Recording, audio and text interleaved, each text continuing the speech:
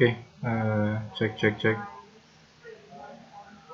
Oke, kita mulai ya. Sepertinya ini suaranya juga sudah oke.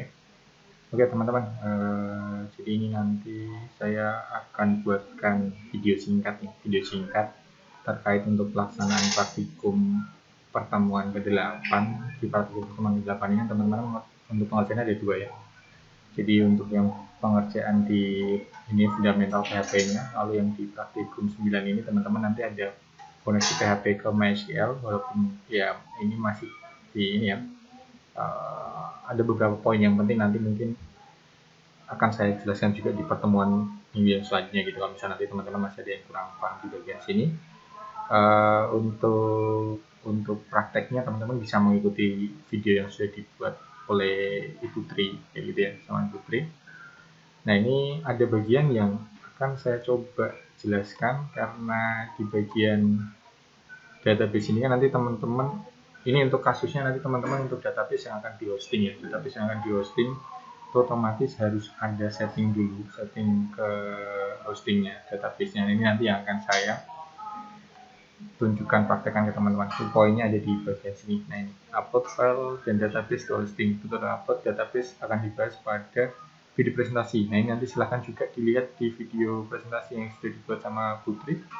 Ada penjelasan di sana. Nah nanti ini saya buatkan sendiri untuk teman-teman untuk pembuatan akunnya, untuk pembuatan akun yang akan teman-teman gunakan untuk mengakses dari Workbench-nya kayak gitu kira-kira. Oke, saya mulai dulu ya. Oke, mungkin bagi catatan ya kayaknya. Oke, ini video dikhususkan untuk teman-teman di kelas T1, T2, dan juga T3 ya. Ini khusus ini, oke, ini namanya adalah set db di hosting. Oke, ini. Jadi pada dasarnya nanti sama seperti sebenarnya kayak teman-teman kemarin membuat subdomain ya. Jadi teman-teman kemarin sudah punya subdomain masing-masing nih, sudah punya subdomain. Nah nanti setiap subdomain itu setiap subdomain akan punya database-nya masing-masing, akan punya data masing-masing. Nah DB masing-masing ini nanti yang akan digunakan oleh tiap mahasiswa kayak gitu kira-kira ya. Nah untuk membuat DB-nya ya, membuat DB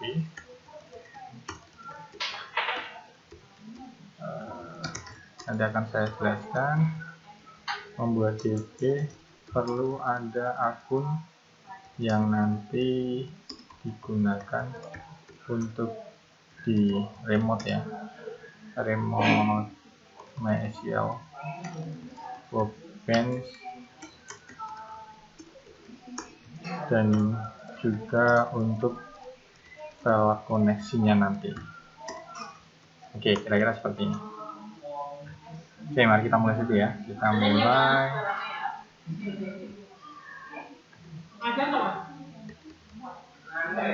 Oke, ini ya. Oke, ini. Kita masuk ke ini dulu ya. Kita masuk ke sini dulu. Kita masuk ke cPanel-nya dulu. Ini saya praktekkan untuk kelas T1. Ini username-nya kelas saya lupa. Nah, ini kelas TI.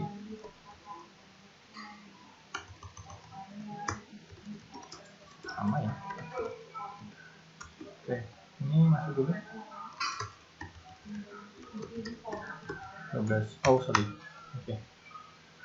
Oke, ini kita masuk dulu ke bagian cPanel. Nah, ini nanti oke. Ini kita membuatnya dari sini. Kita membuatnya dari cPanel-nya ini untuk database-nya. Nanti database-nya ini akan di remote menggunakan Workbench, menggunakan ini ya, tools yang teman-teman juga akan gunakan. Oke, kita coba ini ya. Kita masuk ke sini. Kita buat dulu. Nah, saya sudah wizard. Nah, yang pertama adalah teman-teman buat database. Ini database nanti yang akan digunakan setiap mahasiswa. Saya taruh ya.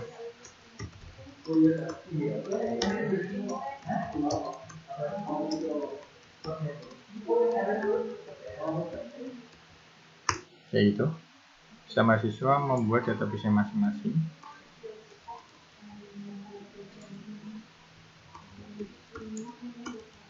Ya. Penamaan bebas. Penamaan usahakan, penamaan DB sesuai dengan project ya, dengan project yang akan dibuat. Nih, kita coba dulu ya. Ini kita coba kelas TII demo ya, namanya demo saja deh. Oke, demo 1. Next step. Nah, ini oke. Setelah membuat database, yang kedua adalah setelah DB dan create apa? Database user ya. Ini berbeda ya. Kalau teman-teman kan kemarin juga membuat user untuk FTP ya. Ini user ini nanti yang akan digunakan untuk user di database-nya. Gitu.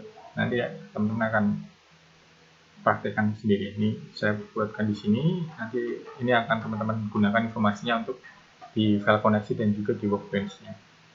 Ini setelah create DB dan create database user ya. Database usernya oke, ini saya kasih nama demo saja. Untuk passwordnya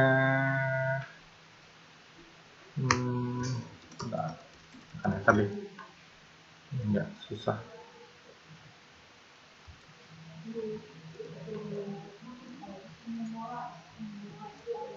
Sip, create user.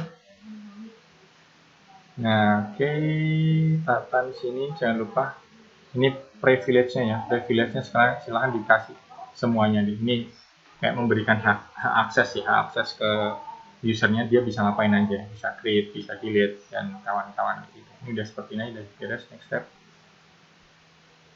Oke, sudah selesai ya. Sampai tahapan sini teman-teman sudah selesai. Kita cek. Balik lagi bagian sini. Ini sebenarnya teman-teman juga bisa membuatnya dari sini ya. Kalau saya bebas sih, nanti dari sini juga sama saja bisa.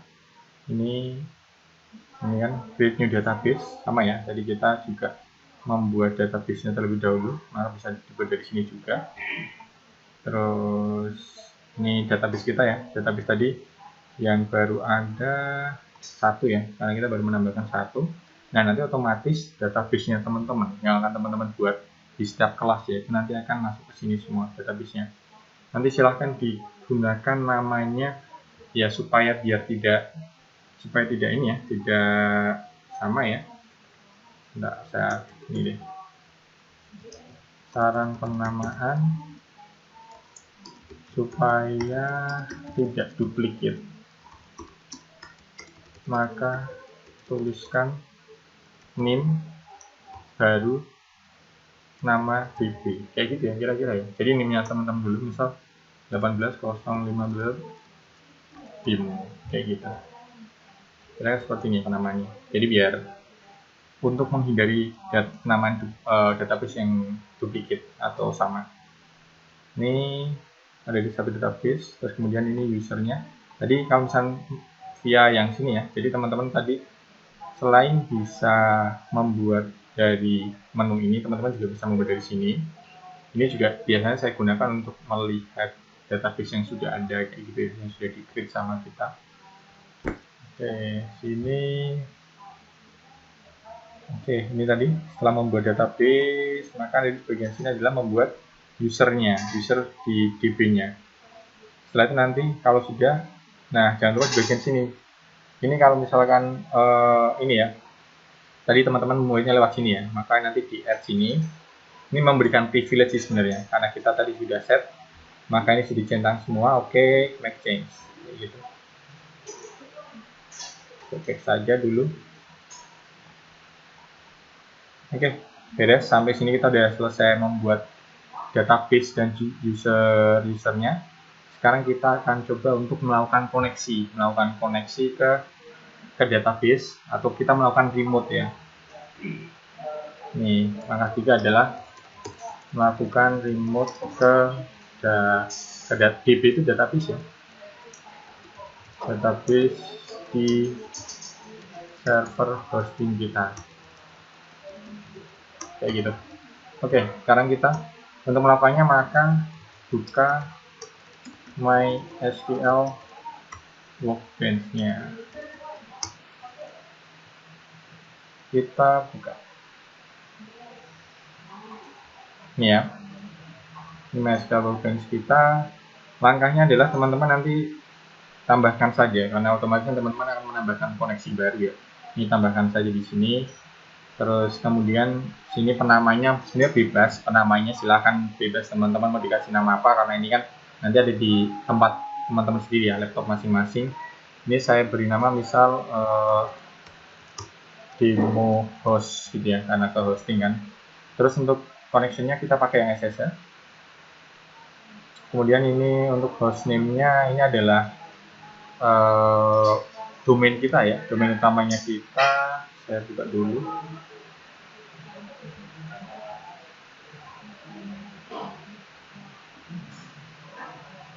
Ini sama ya. Jadi teman-teman yang ini tuliskan sama saja semuanya. Ini domain utama kita. Kemudian tambahkan portnya adalah 64000. Usernya ini adalah user cPanel. User cPanel. Bagian sini adalah user cPanel ya. Nanti teman-teman sama semua bagian sini. Ini adalah isinya kelas apa? Tadi kita ini ya.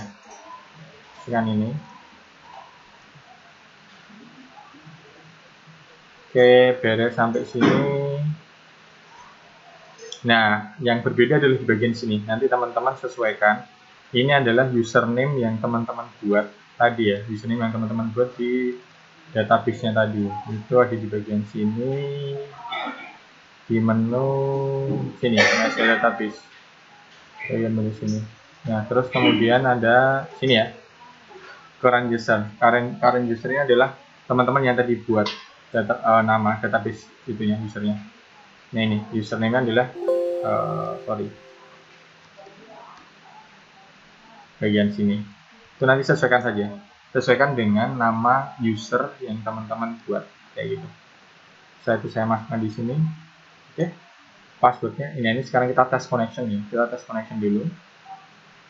Maka yang pertama kelas TI demo. Oh, ini karena tadi saya sudah login ya. Yang pertama tadi di sini saya sudah login duluan.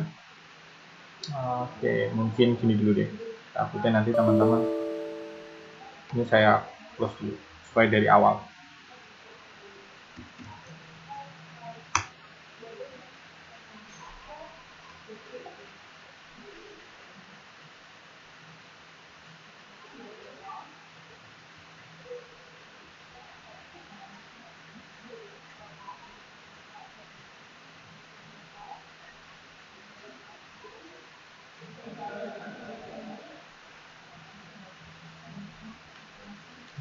Kok lama?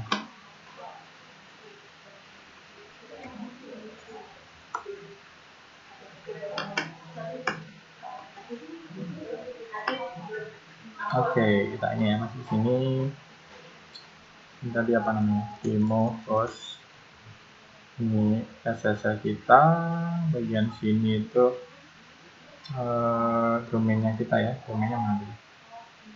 Oke, ini kelas ini. Saya tuliskan dulu.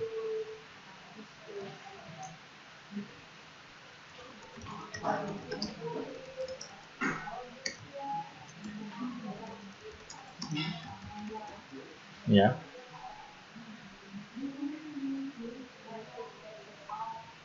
Oh ya, untuk demonya nanti teman-teman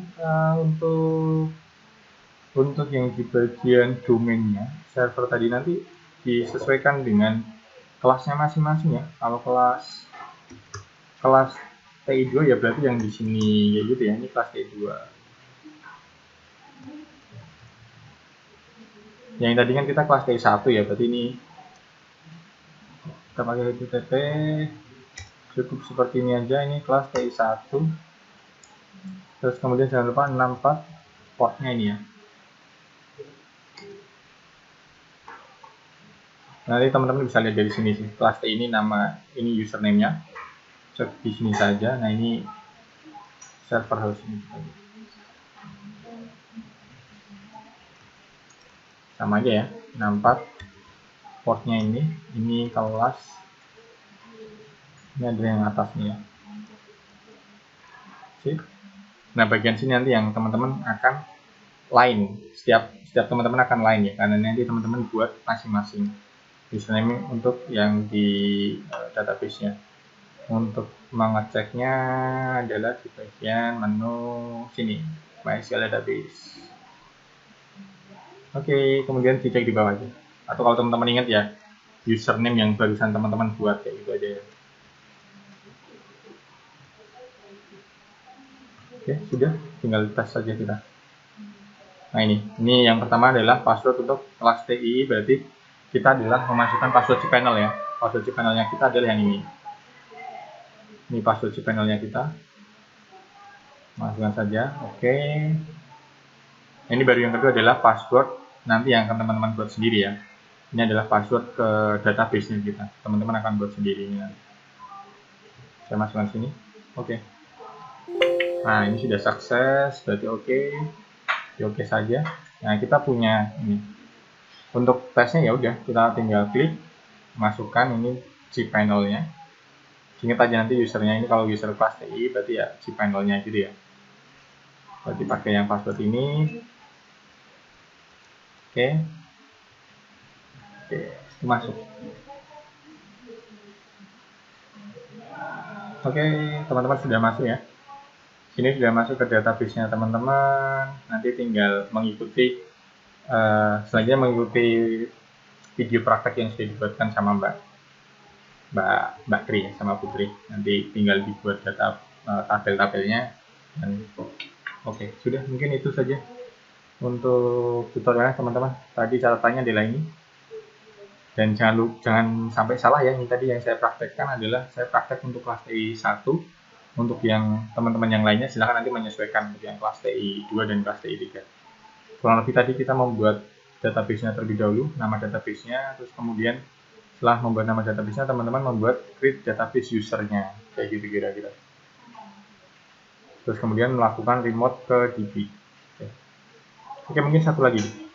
Jadi sebenarnya selain teman-teman menggunakan MySQL Workbench ya, teman-teman juga bisa sebenarnya langsung mengakses database-nya via cPanel. Tapi kalau via cPanel mungkin ini saya coba ini ya, praktekkan yang biasanya saya ya. Kalau saya sih tidak pakai, saya jarang pakai ini ya sebenarnya memang. Tapi kalau saya langsung mengakses ke cPanel, terus kemudian saya ini phpMyAdmin. Jadi langsung dari sini sih saya menambahkan database-nya. Cuma ini nanti buat wawasan teman-teman saja. Selain opsi menggunakan Workbench, teman-teman juga bisa langsung ke sini. Ini database-nya ada di sini.